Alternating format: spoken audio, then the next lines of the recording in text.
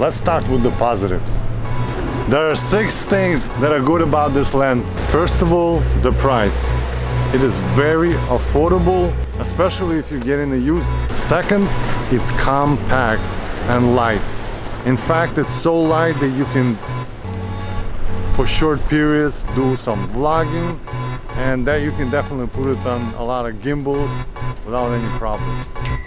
The third thing I like about this lens is the small front glass element, which decreases your chance of putting fingerprints on it or even scratching it. The fourth thing I like about this lens is the f2 aperture.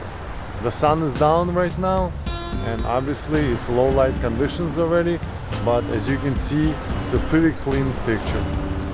Number 5, 28mm. It's wide enough to do vlogging.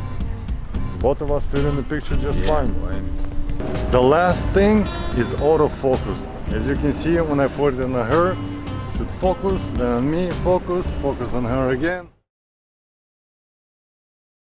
The negatives are the lens is not weather sealed. The minimum focusing distance is not so, well, it can get really close.